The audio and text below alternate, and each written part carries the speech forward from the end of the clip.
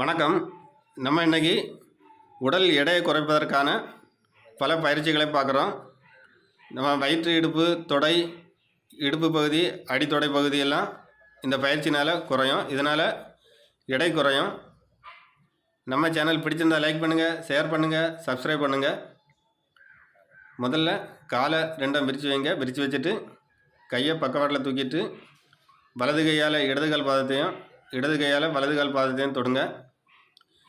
கீழே வரும்போது மூச்சை வெளியிடுங்க. மேலே எழும்பும்போது மூச்சை உள்ளே இழுங்க. நல்ல ஆழ்ந்த மூச்சு உள்ளே இழுங்க, மூச்சை வெளியிடுங்க. முதல்ல பொறுமையாக பண்ணுங்க. அடுத்தது கொஞ்சம் கொஞ்சமாக ஸ்பீடாக கூட்டிகிட்டே வாங்க. இந்த பயிற்சி செய்வதனால் இடுப்பு பகுதி திருகப்படுகிறது. தொடைப்பகுதியில் உள்ள சதைகள் குறையும். இந்த பயிற்சியில் எவ்வளோ திருக முடியுமோ அவ்வளோ திருகுங்க. இது ஒரு உடல் முழுமைக்குமான ஒரு பயிற்சியும் கூட. சிறப்பான பயிற்சி. 25லேருந்து 30 முறை பண்ணுங்கள். 3 டைம் பண்ணுங்கள். அப்போ வயிற்று பகுதியில் உள்ள இடுப்பு பகுதியில் உள்ள தேவையற்ற கொழுப்புகள் எல்லாம் குறையும். அடுத்தது ரிலீஸ் ஆகுங்க. அடுத்தது கையை பின்னாடி தலைக்கு பின்னாடி வைங்க. வச்சுட்டு வலது கை முட்டியால் இடது கால் முட்டியையும் இடது கை முட்டியால் வலது கால் முட்டியையும் மாறி மாறி செய்யுங்க. இந்த பயிற்சி செய்யும்போது நம்ம வயிற்று பகுதி சுருங்கி விரிவடையும் போது இழுக்கப்படும். சைடு ஃபேட்டெல்லாம் குறையும். எவ்வளவு முடியுமோ அவ்வளவு ஸ்ட்ரெச் பண்ணி பண்ணுங்கள். முதல்ல பொறுமையாக பண்ணிவிட்டு அடுத்தது கொஞ்சம் கொஞ்சமாக ஸ்பீடாக கூட்டிகிட்டே வாங்க. இந்த பயிற்சியெல்லாம் எல்லா வயதினருக்கும் பண்ணலாம். காலை தூக்குவதனால நமக்கு தொடைப்பகுதியில் உள்ள தசைகள் குறையும், இடுப்பு பகுதியில் உள்ள தசைகள் குறையும். மிகவும் நல்ல பயிற்சி. அடுத்தது காலை பக்கவாட்டில் வைங்க. 2 அடி விரித்து வச்சுட்டு அப்படியே உட்காருங்க. அரை அளவு உட்காந்துட்டு கையை கோர்த்து தலைக்கு பின்னாடி வைங்க. வச்சுட்டு பக்கவாட்டில் கால் இருக்கட்டும். வலது பக்கமாக சாய்ங்க. எவ்வளோ சாய முடியுமோ அவ்வளோ சாய்ங்க. ஆரம்ப நிலையில் உள்ளவங்க கொஞ்சம் பொறுமையாக செய்யுங்க. எந்த பயிற்சியுமே அதிக ரெஸ்ட் எடுத்து செய்ய வேண்டாம். பக்கவாட்டில் சாய்ங்க. இந்த பயிற்சியில் நமக்கு இடுப்பு பகுதியில் உள்ள சைடு ஃபேட்டு குறையும். முதல்ல பொறுமையாக செய்யுங்க. அடுத்தது கொஞ்சம் கொஞ்சமாக ஸ்பீடாக கூட்டிகிட்டு வாங்க. நீங்கள் பக்கவாட்டில் சாயும்போது கீழே வரும்போது மூச்சை வெளியிடுங்க. மேலே வரும்போது மூச்சை உள்ளே இழுங்க. நல்லா ஆழ்ந்து மூச்சை உள்ளே இழுங்க, வெளியிடுங்க. 20லேருந்து 30 முறை பண்ணுங்க. அடுத்தது நேரம் நில்லுங்க. நின்றுட்டு கையை ரெண்டையும் மேலே தூக்குங்க. தூக்கிட்டு காலை 90 டிகிரி கொண்டு வாங்க. கொண்டு வந்துட்டு மேலேருந்து கையையும் கீழே கொண்டு வாங்க. பாதத்தை தொடுங்க. வலது கால் இடது கால் மாற்றி மாற்றி செய்யுங்க. இந்த பயிற்சி செய்யும்போது வயிற்று பகுதி இழுக்கப்படுகிறது. துடைக்கும் பயிற்சி கொடுக்குறோம். உடல் முழுமைக்குமான ஒரு பயிற்சி. முதல்ல கொஞ்சம் மெல்ல பண்ணுங்கள். அடுத்தது கொஞ்சம் கொஞ்சமாக ஸ்பீடாக கூட்டிகிட்டே வாங்க. 30லேருந்து 40 முறை பண்ணுங்கள். ஸ்பீடாக கூட்டிகிட்டே வாங்க. கையை கீழே கொண்டு வரும்போது மூச்சை வெளியிடுங்க. கையை மேலே தூக்கும்போது மூச்சை உள்ளே இழுங்க. ஸ்பீடாக பண்ணுங்கள்.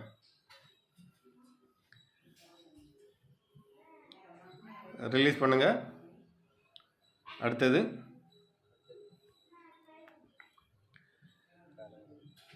காலை 2 அடி விரித்து வச்சுட்டு அரை மட்ட அளவு உட்காருங்க. உட்காந்துட்டு பக்கவாட்டில் கையை கொண்டு வாங்க. கையை கோர்த்துட்டு வலது பக்கமாக இடது பக்கமாகவும் மாறி மாறி செய்யுங்க. இந்த போட்டில் போடுறது மாதிரி, போட்டில் ஓட்டுறவங்க பண்ணுவாங்க இல்லையா, அதே மாதிரி பண்ணுங்கள். முதல்ல கொஞ்சம் மெதுவாக பண்ணுங்கள், அடுத்தது கொஞ்சம் ஸ்பீடாக பண்ணுங்கள். இந்த பயிற்சியிலையும் உங்களுக்கு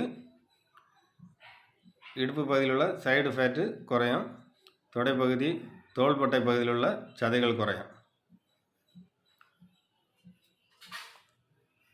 இந்த பயிற்சிகள் எல்லாமே உங்களுக்கு உடல் முழுமைக்குமான பயிற்சி. எல்லா பயிற்சியுமே எல்லா உறுப்புகளும் சிறப்பாக செயல்பட தொடங்கும். இந்த காணொலியில் செய்கிறது மாதிரி செய்யுங்க. ஒவ்வொரு கைமுட்டியும் கால் முட்டியும் தொடுற மாதிரி எவ்வளோ ஸ்ட்ரெச் பண்ண முடியுமோ பண்ணுங்கள். இந்த பயிற்சி செய்யும்போது உங்களுக்கு இடுப்பு பகுதி, வயிற்று பகுதி, முக்கியமாக இந்த பயிற்சிகள் செய்யும்போது உள்ளுறுப்புகள் சிறப்பாக செயல்படும். உள்ளுறுப்புகளுக்கு சிறந்த இரத்த ஓட்டம் கிடைக்கும், தேவையற்ற கொழுப்பும் குறையும், கிட்னி பாகங்கள், வயிற்றின் அடிப்பாகங்கள் எல்லாம் சிறப்பாக செயல்பட உதவும். இந்த பயிற்சியும் முதல்ல பொறுமையாக பண்ணிக்கிட்டு அடுத்தது கொஞ்சம் கொஞ்சமாக ஸ்பீடாக கூட்டிகிட்டே வாங்க. 1 நிமிடம் வரை பண்ணலாம். அடுத்தது கையை மேலே தூக்குங்க, தூக்கிட்டு வலது கையால் இடது காலையும், இடது கையால் வலது காலையும் தொடுங்க.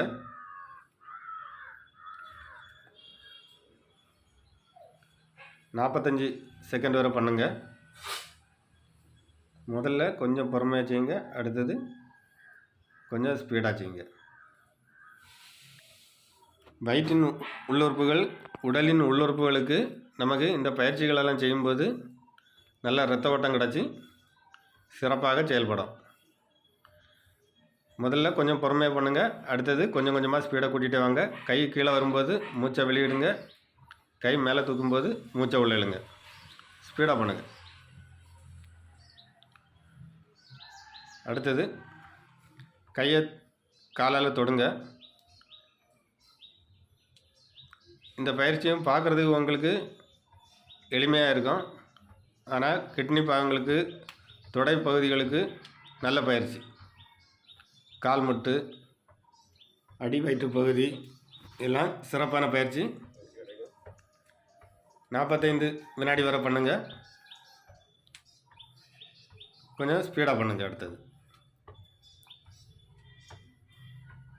அடுத்தது ரிலீஸ் ஆகுங்க. அடுத்த பயிற்சி கையை பின்னாடி லாக் பண்ணி கெட்டுங்க. அடுத்தது வலது கையால் இடது கால் முட்டியையும் வலது கையால் இடது கால் பாதத்தையும் தொடுங்க. அடுத்தது கையை மாற்றி செய்யுங்க.